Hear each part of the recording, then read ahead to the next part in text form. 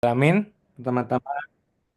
Mari kita panjatkan puja dan puji syukur atas kehadirat Allah Subhanahu wa Ta'ala pada pagi hari ini dengan segala nikmat iman, Islam dan juga kesehatan sehingga kita bisa bertemu dan berjumpa kembali di kajian online kita ya. Gitu.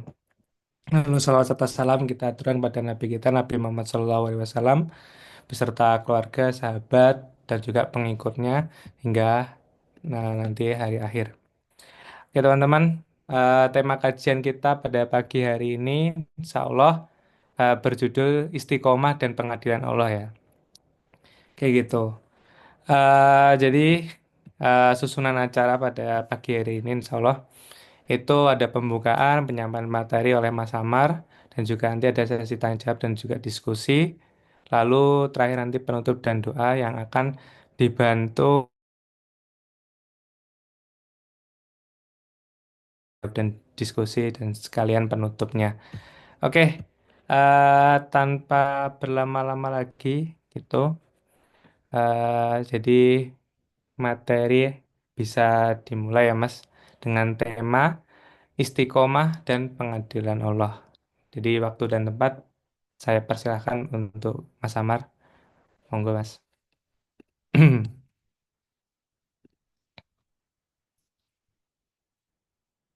Ya, tes aman ya. Pakai apa di pakai mikrofon ya benar. Ya, Bismillahirrahmanirrahim. Assalamualaikum warahmatullahi wabarakatuh. Waalaikumsalam. Alhamdulillah. Warahmatullahi Alhamdulillahillazi anzala sakinata fi qulubil mu'minin liyazdadu imanan ma'a imanihim. Allahumma salli wa sallim ala nabiyyina syafiina wa maulana Muhammad wa ala alihi wa sahbihi ajma'in amma ba'du. wabarakatuh. Alhamdulillah senantiasa saya terucap dari pada lisan kita ucapan syukur sekaligus pujian dalam kalimat yang luar biasa. Alhamdulillahirabbil alamin. Semoga senantiasa Allah menambah nikmatnya dan kita terus membuktikan syukurnya. Salam serta salam juga kita haturkan kepada junjungan alam Nabi Allah Muhammad sallallahu alaihi wasallam yang atas perjuangan beliau kita bisa merasakan nikmatnya iman, Islam dan semua turunannya bahkan ya perjuangan dan belajarnya kita di hari ini ya. Semoga bisa diistiqomahkan gitu ya. Atas apa kehadiran teman-teman juga apa yang terbaik ya. Semoga keberkahan ya mengalir daripada Amin. forum kita ini ya diistiqomahkan, dikuatkan pundak-pundaknya dan terus bisa diterapkan ya ilmunya ya. Ya belajar gitu ya. Termasuk dari pembahasan kita kali ini istiqomah gitu. Subhanaka la ilma lana illa ma 'allamtana innaka antal alimul hakim. Allahumma anfa'na bima 'allamtana wa 'allimna ma yanfa'una wa zidna ilma warzuqna fahma. Alhamdulillah ala kulli halin. Ya, kita mulai ya. Ini udah masuk ke pembahasan eh, apa kaidah keberapa nih? 36 ya. Iya, 36 37 ya. Main lah udah bentar lagi gitu 50 kaidah sebenarnya. Jadi pembahasan sekarang tentang istiqomah ya. Diambil kutipan ayatnya itu di surat Hud ayat 112 yang bunyinya A'udzubillahi minasyaitonirrajim. Fastaqim kama umirta wa man taba ma'aka wa la tataghaw innahu bima ta'maluna basir. Fastaqim kama umirta. Maka tetaplah kamu pada jalan yang benar sebagaimana diperintahkan kepadamu. Di mana ayat ini ya kalau dibilang sini merupakan kaidah Qur'aniyah yang sangat agung yang menghimpun kata-kata yang universal sebenarnya. Jadi apa itu istiqomah ya? Kalau dari bahasanya istiqomah itu kan ini ya akar katanya istiqomah yastaqimu istiqomatan gitu ya. Yang artinya itu tegak lurus atau tetap gitu ya.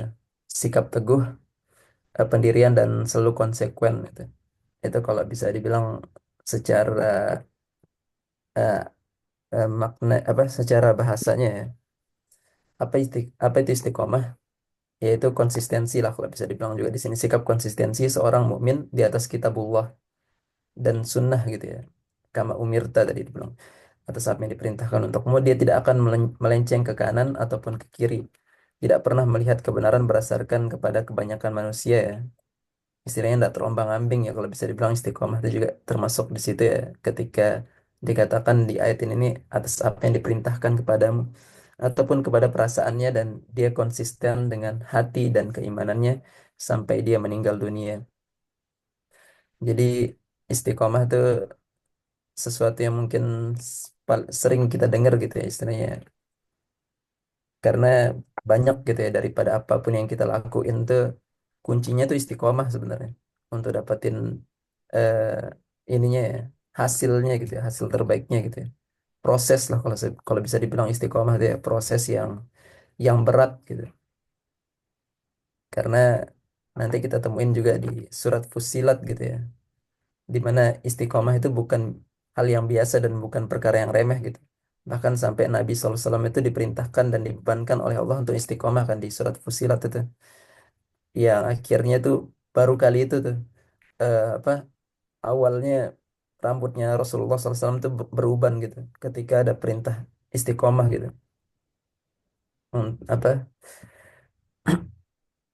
disuruh istiqomah apa untuk menyembah daripada Allah gitu ya.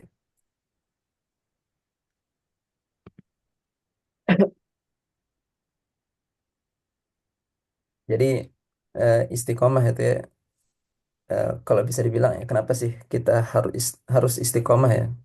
Apa pentingnya gitu ya daripada istiqomah itu? Karena memang tadi ya kunci daripada perjalanan hidup kita tuh ya perlu sekali dalam untuk istiqomah gitu ya. Kalau kemarin pernah kita bahas tentang pertolongan Allah misal juga.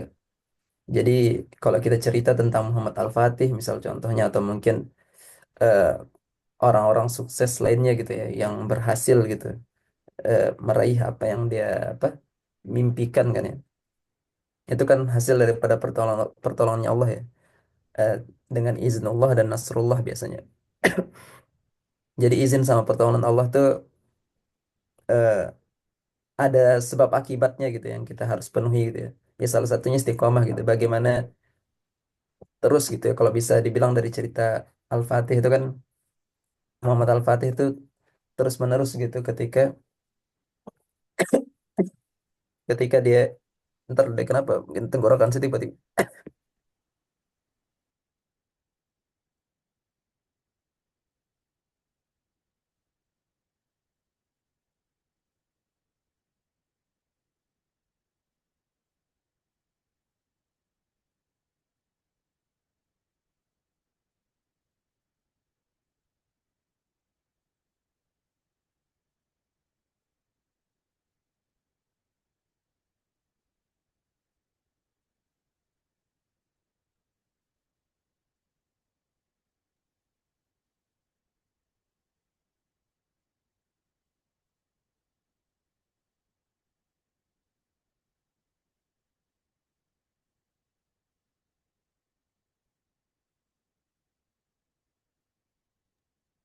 Ya, terus ada kenapa nih mungkin tiba-tiba ya. Jadi istiqomah itu proses ya teman-teman ya. Yang kalau bisa dibilang itu sebab akibat lah, eh, atau hukum kausalitas ya. Ketika kita tuh mau meraih sesuatu, jadi tanpa istiqomah gitu, itu pasti sulit sekali untuk orang tuh meraih sesuatu ya. Itu mungkin yang kita dapetin dari pelajaran-pelajaran ketika ngelihat orang-orang yang sukses atau teman-teman kita gitu. Ketika ada istiqomah belajar misal atau istiqomah berjuang, eh, maka iznullah dan nasrullahnya Allah itu datang gitu kan. Istiqomah itu pertolongan Allah setelah ada usaha yang dilakukan gitu ya. Terus kedua istiqomah itu sebab turunnya pertolongan Allah. Yang ketiga yang paling bahagia ialah mereka yang istiqomah gitu ya. Karena orang yang terbukti istiqomah itu kan sebenarnya orang-orang yang udah meninggal dunia kan ya. Kalau bisa dibilang di mana dia tuh udah sampai kepada apa selesai gitu ya daripada ujian-ujiannya itu, dia udah istiqomah sekali dalam menjalankan eh, semua gitu ya, semua aturan itu, menjaga ketakwaannya bahkan dan sebagainya. Jadi kalau kita apa ini ya terkait istiqomah nih ya. Kalau Saya agak lupa tadi di mana bagiannya tadi terkait istiqomah. Pertolongan Allah ya, terkait pertolongannya Allah misalnya dalam hal istiqomah ini kayak yang kita dapati gitu, misal bagaimana Nabi SAW juga dan para sahabatnya ya, eh, beliau tuh dituntut kan untuk istiqomah kan ya, yang apa dalam memperjuangkan agama ini ya, dakwah ini ya. Makanya kan kemenangan itu kan dihadirkan sama Allah setelahnya gitu. Dari hal-hal yang kecil kan sebenarnya yang apa namanya? Yang kalau bisa dibilang tuh yang dimulainya dari hal yang kecil ya. Kalau kalau tadi tuh istiqomah tuh gabungan antara konsistensi sama komitmen gitu ya, konsistensi sama repetition kan sebenarnya. Masuk daripada pembahasan habits. Kalau teman-teman pernah baca mungkin Atomic Habits, sih, saya sebenarnya nggak pernah baca tapi dapat insight terus dari apa namanya orang-orang yang eh, ini ya ngomong terkait buku itu. Eh, jadi perubahan itu dimulai dari hal-hal kecil yang terus diulang kan sebenarnya. Nah itu istiqomah gitu. Orang-orang Barat tuh selalu apa namanya eh, punya rumus itu sebenarnya. Sedangkan kaum muslimin tuh udah lama sekali gitu maksudnya dengan kata ini gitu. Bahkan lebih lebih tinggi daripada kata konsistensi lah kalau bisa dibilang ya kata istiqomah itu. Termasuk dalam apa yang kita minta sehari-hari ya ihdinas siratal mustaqim itu kan dari akar kata yang sama ya. Sesuatu yang tegak gitu. Jadi bukan hal yang apa biasa gitu ya. Hijrah tuh mungkin sesuatu yang apa eh, nggak terlalu susah gitu hijrah tuh ya. Tapi yang sulit itu kan istiqomahnya biasanya. Makanya kan apa salah satu yang sering diminta sama Nabi itu ya Nabi SAW itu yang paling sering gitu ya dibanding doa-doa yang lain itu ya doa tentang istiqomah kan sebenarnya. Ya muqallibal qulub sabit qalbi ala dinik gitu kan. Atau atik misalnya dan sebagainya. Itu yang kita dapat ya. Makanya penting sekali gitu kita mengupayakan gitu ya. Dan ini bagaimana sih cara istiqomah gitu ya. Kalau nanti teman-teman lihat ulang di apa pembahasannya Ustadz Umar Mita gitu ya. Itu memperbanyak istighfar gitu ya. Bagaimana karena istighfar itu kayak ibarat apa sesuatu yang menghilangkan gitu ya, menghilangkan kotoran-kotoran misal daripada hati kita dan sebagainya gitu. Istighfar itu yang membuka jalannya lah kalau bisa dibilang. Terus memperbanyak doa ya, karena termasuk juga kemarin pembahasan proposal doa itu diawali dengan istighfar kan istilahnya. Diawali dengan hal-hal yang istilahnya kita tuh mengakui dosa-dosa kita baru kita mulai untuk berdoa. Memperbanyak doa. Terus jangan jauhi dari majelis ilmu ya. Ya mungkin kayak termasuk perkumpulan teman-teman gitu yang saling ngingetin misalnya sebagainya ya. Itu jangan dijauhi gitu apa teman-teman yang soleh tuh. Karena istiqomah itu kan dari situ kita diingetin tentang istiqomah. Kalau bahasanya Mas Sansor itu istiqomah tuh kayak karet gitu ya.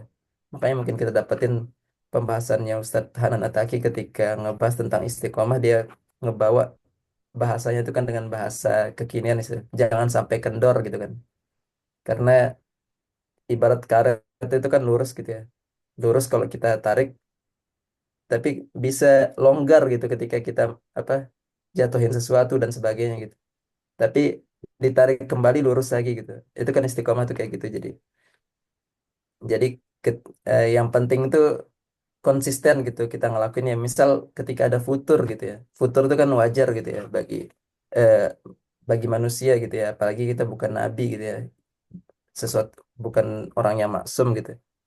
Bahkan Abu Bakar juga tuh pernah mengeluhkan gitu ya terkait dia tuh ketika di hadapan Nabi gitu seakan-akan kuat gitu apa namanya dia merasa takut munafik kan posisinya tuh tapi ketika di apa ndak di posisinya dekat Nabi itu kok seakan-akan kayak futur dan sebagainya gitu itu wajar gitu sebagai seorang manusia ya. Yang penting tuh jangan sampai kita tuh mencukupkan diri gitu kan sama apapun yang udah kita dapat gitu ya. Karena itu bagian dari daripada kesombongan kan ketika kita tuh merasa cukup atas apa yang kita punya kan. Atas apa yang sudah kita em, miliki gitu, maksudnya terkait ilmu dan sebagainya, bukan harta ya. Tapi kalau apa eh, merasa cukup atas apa yang kita punya itu eh, adalah bentuk daripada kesombongan, tapi merasa cukup atas apa yang Allah beri itu adalah bentuk syukur gitu ya. Kayak gitu posisinya. Jadi jangan jauhi majelis ilmu apalagi teman-teman yang soleh karena itu kuncinya gitu ya. Untuk kita tuh minta, bahkan kan hak seorang muslim itu kan juga termasuk ketika kita minta dinasihati gitu ya, dan teman kita tuh menasihati.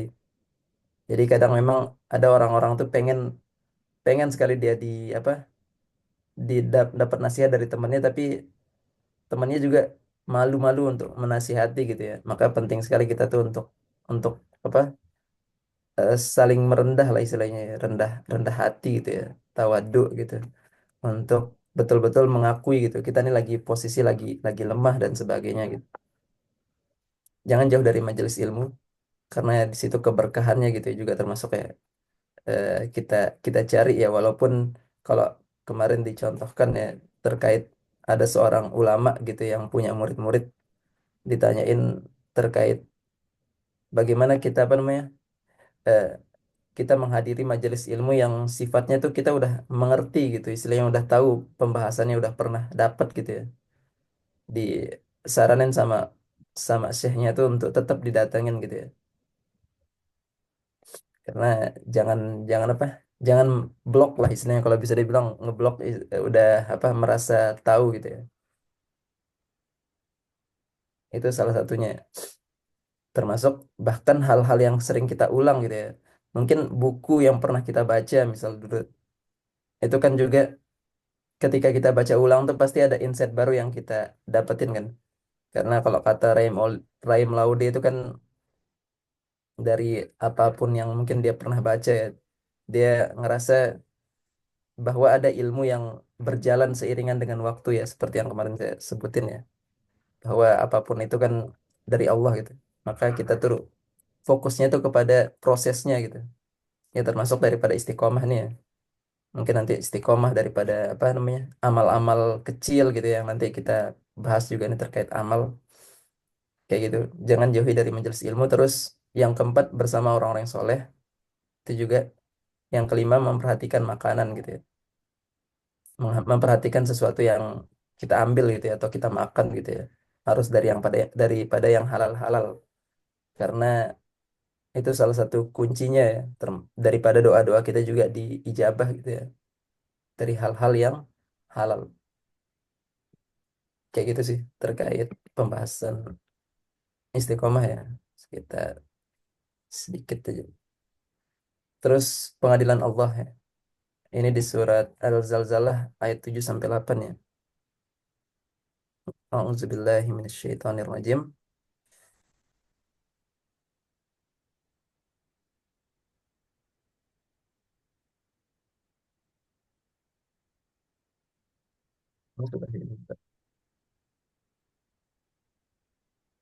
Ya, faman ya'mal misqala dzarratin faman ya'mal misqala dzarratin khairan yarah wa man ya'mal misqala dzarratin wa man ya'mal misqala dzarratin syarran yarah.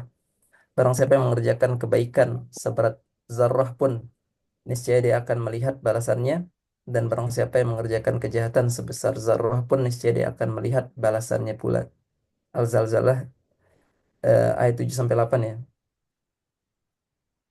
Jadi ayat ini ya berbicara tentang substansi keadilan dan penghisapan gitu ya. Hisapnya Allah gitu. Dan sesungguhnya pengadilan Allah pada hari kiamat itu adalah pengadilan yang paling detail, di mana kita apa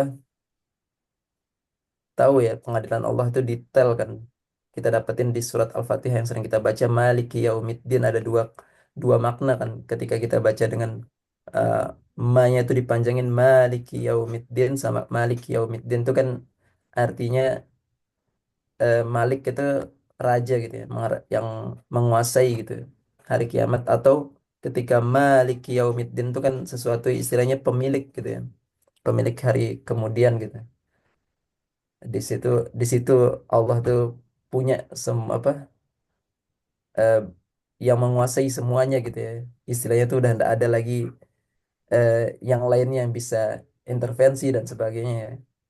Kan kalau di dunia ini kita memang dibiarkan gitu ya, dibiarkan posisinya itu sebagai ujiannya. Tapi kalau nanti di akhirat itu kan posisinya sebagai apa, pengadilan lah istilahnya, daripada atau penilaian ya, yang kita tuh nggak bisa mengelak lagi daripada pengadilannya Allah. Itu sesuatu yang sangat detail ya. Makanya daripada ayat ini betul-betul dipahami ya, sekecil apapun gitu ya. Itu dicatat gitu sebesar zarrah, kebaikan maupun maupun keburukan gitu ya. Maka jangan meremehkan gitu ya. Kalau bisa dibilang jangan remehkan kebaikan yang kecil ataupun keburukan yang kecil. Karena kalau kita pernah dapetin suatu hadis yang bilang apa, surga itu lebih dekat daripada apa namanya, eh, sendal gitu ya, sendal kita tuh. Itu mengibaratkan kayak gitu ya sebenarnya. Kita nggak ngerti, nggak tahu amal kita yang mana tuh yang nanti Allah tuh bakal terima gitu ya. Jadi jangan meremehkan gitu daripada amal-amal yang kita lakuin kecil-kecil maupun dosa juga yang kita lakuin kecil, termasuk apa yang kita dapetin daripada eh, perintah gitu ya untuk menjauhi yang haram gitu di bulan Rajab nih kan, karena ini bulan haram gitu ya. Yang nanti apa, sesuatu yang kecil tuh bisa besar di hadapannya Allah tuh. Dan yang sesuatu yang kecil terkait amal juga itu bisa dinilai besar gitu di hadapannya Allah ya, terkait bulan Rajab ini. Bahkan dalam hal kata-kata gitu ya, itu harus hati-hati gitu. Karena ada dalam satu hadis juga dikatakan kan, ada seorang yang berkata gitu ya, berkata sesuatu ya, sesuatu perkara dosa, dia merasa merasa aman gitu. Tapi ternyata dia dimasukkan ke neraka yang dalam sekali posisinya kan. Itu itu makanya harus hati-hati dalam dalam ini ya, dosa-dosa itu harus betul-betul dihindari ya, sekecil apapun gitu ya. Karena ini bukan soal dosanya, tapi lebih kepada siapa yang kita bermaksiatnya sebenarnya posisinya. Tapi walaupun kita jatuh gitu ya, jangan langsung untuk bangkit lagi sebenarnya. Itu daripada kata istiqomah juga tadi sebenarnya. Kita harus bangkit lagi, jangan sampai berlama-lama gitu dalam hal apa, jatuh gitu ya dalam kemaksiatan. Jadi pengadilan Allah itu detail ya. Kita berharap Allahumma hasibna hisaban yasira gitu ya. Untuk Allah tuh hisab kita dengan hisab yang dimudahkan gitu ya. Terus terkait amal, kalau apa, kata-kata yang menarik daripada Ustadz Umar Mita tuh bilang, kita nih hidup ya di dunia ini sebagai seorang hamba tuh jadilah apa, pengu, pemulung pemulung amal gitu ya. Jadi pemulung amal. Ya sekecil apapun kan pemulung tuh kan, dia ngambilnya kan kecil, barang-barang yang kecil maupun besar gitu ya. Jadi jangan diremehin gitu hal-hal yang kecil itu. Kalau di surat Al-Kahfi kita dapetin واضرب لهم مثلا واضرب لهم مثل الحياة الدنيا كما أنزلنا من السماء. Itu ada di ayat-ayat ini ya, perumpamaan terakhir tuh ya. واضرب لهم مثلا واضرب لهم مثلا حياة الدنيا كما أنزلنا من السماء فاختلط به نبات الأرض فاختلط به نبات الأرض فأصبح هشيما تزروه الرياح وكان الله على كل شيء وكان الله على كل شيء مقتدرا. المال والبنون نزينة الحياة الدنيا المال والبنون نزينة الحياة الدنيا كما أنزلنا eh saya lupa tuh, المال والبنون نزينة الحياة الدنيا وما أنزلنا apa ya Yatus punya ayatnya Solihah itu nggak itu sih? ya, yang itu ada ada dua tuh kan. Dan sebenarnya di mana digambarkan walk trip itu ya, kata doroba gitu. Itrip atau doroba itu artinya kan memukul gitu ya. Jadi menarik sekali itu. Apa kalau kita belajar bahasa Arab ya, apalagi betul-betul apa balagohnya dan sebagainya itu, kata itrip itu kan memukul ya artinya. Bagaimana Rasulullah tuh ketika disuruh menyampaikan perumpamaan tuh seakan-akan memukul gitu. Istilahnya kayak mungkin kita memukul meja untuk diperhatikan gitu. Jadi emang buat orang tuh perhatian gitu dan sampaikan watrib lahum masalan. Jadi sampaikanlah gitu ya. permisalan daripada kehidupan dunia gitu. Eh, Hayatid dunia jadi kama anzalna minas sama gitu ya. Jadi bagaimana kehidupan dunia itu seperti ini ya, diturunkannya air hujan gitu ya. Yang air hujan terus menumbuhkan sesuatu-sesuatu itu, tapi itu tidak bertahan lama gitu. Tidak bertahan lama, yang akhirnya tuh nanti itu ada angin gitu yang merusak gitu ya. Yang yang merusak semuanya itu yang udah kita tumbuhkan tuh. Jadi kalau diambil makna itu di situ tuh, bahwa ya apapun yang kita udah perjuangin gitu ya di dunia ini kan, itu kan ayat setelah cerita dari dua pemilik kebun ya. Bagaimana ada yang satu bersyukur, satunya tidak bersyukur gitu ya. Ya mungkin kita dapetin daripada apa namanya, contoh ya mungkin yang terdekat ya kayak Amerika gitu ya. Bagaimana Amerika tuh Los Angeles tuh ya udah dibangun sekian lama gitu ya. Tapi dalam berapa malam gitu, atau istilahnya cepat sekali gitu hangus gitu. Kayak gitu gambarannya kehidupan dunia itu ya. Termasuk apa-apa yang kita pernah perjuangin gitu ya, tanpa kita betul-betul merujuk atau istilahnya kembali kepada Allah ya, mengingat bahwa ini semuanya dari Allah gitu.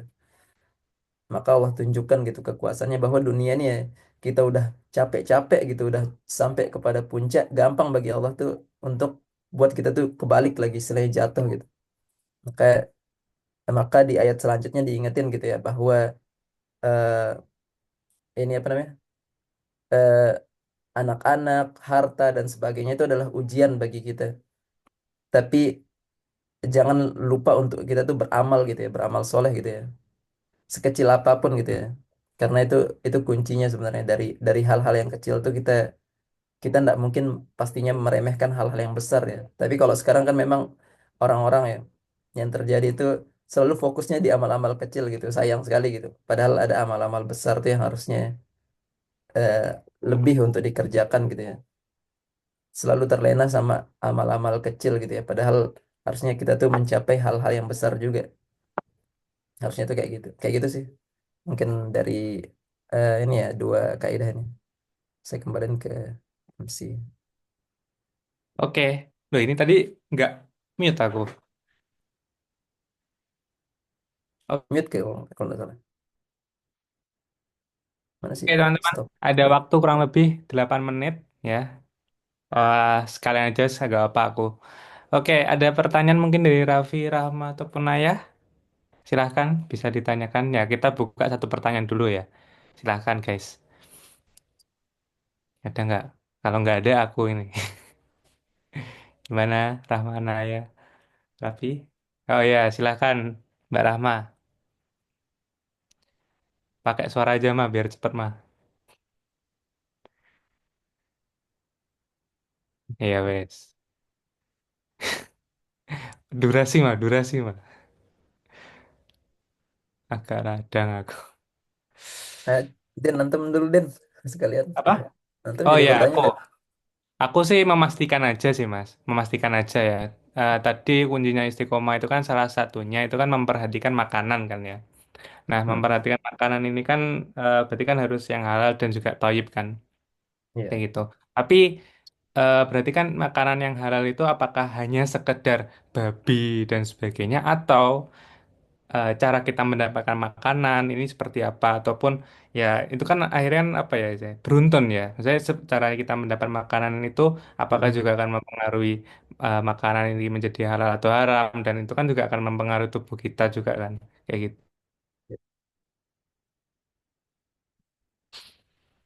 Antum ngepres ya? Ya kalau Ah, bicara soal makanan, hmm, udah aman. Bicara soal oke. ini ya, apa yang kita makan teh tentu Hmm, dari dari prosesnya dulu ya, dari mana kita hmm, dapetin kan, itu penting sekali juga. Kita harus betul-betul tahu tuh, apakah itu dari proses eh, kan jenis ini ya, istilahnya benda tuh ya, benda hmm, tuh kan ada sifatnya yang haram, kayak tadi apa hmm, namanya, babi misal dan sebagainya tuh secara sifatnya diharamkan gitu ya, hmm, kayak darah dan sebagainya itu. Zatnya ya, zat bukan sifat gitu, zatnya yang hmm, haram. Terus ada kalau benda atau harta gitu ya, juga termasuk ketika ininya. eh, cara mendapatkannya ya, istilahnya perbuatannya gitu, perbuatannya haram atau enggak. Sama yang ketiga tuh muamalah biasanya, muamalahnya salah atau tidak gitu. Jadi kalau jelas zatnya tuh ini ya, zatnya tuh haram, sama cara perbuatannya kita kita salah gitu ya. Kita salah dalam misalnya ngambil misal dengan cara maling dan sebagainya, itu jelas sekali itu sesuatu yang udah betul-betul ndak halal dan toyib gitu ya. Tapi kalau dalam muamalah tuh itu masih ditolerir sebenarnya dalam apa mengambil harta ya dalam muamalah tuh. Asalkan kita tuh jangan sebagai pihak pertama sama keduanya, tapi pihak ketiganya. Yaitu secara apa, kalau kembali ke pertanyaan tadi tuh, yaitu ber sambung ya istilahnya, ya, berkesinambungan antara eh, kita proses mendapatkannya sama makannya tuh ya. Kan ada mungkin apa, orang tuh mungkin iya halal gitu ya, tapi nggak berkah gitu posisinya. Jadi kan memang perlu kita perjuangkan keberkahan itu ya, bukan cuman soal halal eh, dan toyibnya. Sebenarnya kalau Oke, halal dan oke. toyib itu udah sesuatu yang istilahnya apa namanya, menim kalau bisa dibilang ini ya, kayak udah bisa bilang kayak keberkahannya juga ya kalau halal dan toyib ya. Tapi kalau halal Hmm, aja tuh itu masih belum cukup. eh, cukup sebenarnya, tapi Ah, kurang maksudnya posisinya juga sebenarnya daripada ini apa nih? Karena oke. kalau dibahas di apa, di beberapa ayat itu ya, halal dan thayyib Hmm. itu sering disinggungin sama perintah untuk nabi dan rasul sebenarnya. Hmm. Sedangkan halal itu eh, jarang itu dimasuk apa, kalau nanti di Al-Qur'an ya coba dilihat lagi. Itu pernah dibahas sama Ustaz Budi Asari itu. Oke, Halal dan oke. thayyib itu biasanya disinggung terus sama eh, nabi dan rasul biasanya. Oke, oke. Siap. Berarti tadi Mas ya, proses untuk mendapatkan makanan itu juga akan mempengaruhi ya. Iya, Oke. makanya kan kita dapetin kayak Ustadz Adi Hidayat kan. Hmm, Bagaimana beliau tuh apa namanya, dijaga sama orang tuanya biar ndak makan yang apa, aneh-aneh kan kayak gitu contohnya ceritanya. luar biasa. Oke, Bahkan silakan. orang tuanya sendiri yang apa namanya, yang Hmm. masakin gitu langsung atau Berarti kan potongin ayam gitu. kembali lagi ke orang tua juga, maksudnya ke keluarga juga ya. Ah, Apa ya istilah itu, keluarga itu peduli juga atau enggak kayak gitu Mas ya. ya, Oke, ya oke, termasuk silakan. lingkungannya lah sebenarnya yang paling Hmm, penting. ya lingkungan. Oke, ini ada pertanyaan dari Mbak Rahma. Ini antum langsung baca atau aku bacain Mas? Saya baca aja langsung biar cepet. Ya. Mas izin bertanya, kalau untuk list ibadah yang diprioritaskan itu amalan yang besar, kira-kira bisa tahu dari mana? Yang pernah saya tahu, salah satu tahapan setan buat menyesatkan kita itu membuat kita terlalu sibuk dengan amalan yang kecil di samping amalan yang besar, itu kira-kira gimana, Mas? Ya, amalan yang besar ya yang mungkin kita dapetin mungkin di hari ini ya. Itu amalan yang besar tuh ya dakwah sebenarnya. Itu amalan besar gitu. Yang menjadikan sebenarnya kita tuh nginget gitu ya, bahwa setiap kita menyampaikan sesuatu tuh itu lari kepada diri kita dulu gitu maksudnya. Eh, dalam hal itu ya. Makanya kan ketika kita nyuruh orang untuk begini begitu tuh, itu nasihat buat dulu sebenarnya kan posisinya. Makanya penting sekali untuk tetap dalam dalam dakwah itu ya. Itu yang dilupain sama umat sekarang gitu ya. Fokusnya tuh di amal-amal yang kecil gitu, yang makanya kan kalau bisa dibilang kan ini ya, pernah teman-teman dapatin juga cakupan syariat Islam ya, ada hablum minallah, hablum minannas, sama hablum min nafsi gitu ya. Nah, umat Islam sekarang tuh posisinya terlalu fokus di hablum min nafsi sama hablum minallahnya tadi itu. Tapi hablum minannasnya tuh sering dilupain gitu ya. Ya, makanya kan seakan-akan ketika udah nanti puasa Ramadan itu udah dihapus dosanya, terus buat pergi haji gitu juga. Itu kan amalan-amalan besar sebenarnya posisinya gitu ya. Tapi kan bagi yang mampu sebenarnya kalau pergi haji itu ya juga. Makanya amalan apa eh, kita tuh mengerjakan semuanya lah kalau bisa dibilang ya, daripada apa yang Allah perintahkan itu ya, dari yang kecil maupun yang besar gitu. Jadi jangan eh, tadi juga jangan terlalu fokus di amalan-amalan kecil gitu ya. Padahal ada amalan yang lebih besar. Contoh lah mungkin saya sering bilang apa di teman-teman tuh ketika ini ya awal-awal mulai materi misalnya sebagainya. apa senantiasa ya, semoga kita tuh bisa meniru Rasulullah ya, ittiba kepada Rasulullah itu dengan ittiba yang paling utama ya, bukan yang sederhana gitu ya. Jadi kalau digambarin sesuatu yang sederhana tuh, kalau ittiba tuh ya kayak antum, kayak kita tuh ini ya, kita tuh selawat gitu ya, selawat kepada Nabi. Itu hal-hal yang sederhana sebenarnya. Ya jelas kalau nanti teman-teman dapetin hadisnya berpahala, istilahnya nanti bisa dekat sama Nabi itu ada gitu ya. Tapi ada yang paling utama gitu ittiba pada Nabi itu. Yaitu ngikutin cara-cara perjuangannya Nabi gitu. Hayatun Nabi, hayatun dakwah gitu. Hidupnya Nabi itu hidup untuk dakwah. Kayak gitu sih, itu gambaran besarnya. Kayak gitu bener-bener kalau dibilang tadi apa, setan itu membuat kita sibuk sama amalan-amalan yang kecil tuh, benar juga salah satunya. Berarti amalan dakwah Mas ya. Yang Iya, itu yang itu. paling besar lah kalau bisa dibilang di zaman ini. Oke, gimana Apalagi Rahmat? Apalagi Mas? apalagi memperjuangkan tegaknya syariat Islam itu juga termasuk paling besar. Iya, tapi sebelum itu juga sebelum dakwah kita juga harus menjadi teladan dulu Mas ya bagi diri kita Iya, sendiri. Gitu. Kalau sebenarnya kalau salah. nggak perlu dipisahkan sebenarnya, memang posisinya memperbaiki diri sama berdakwah itu ya. Itu sama-sama kewajiban yang harus dijalanin barengan. Makanya kan Mm. ketika kita ngelakuin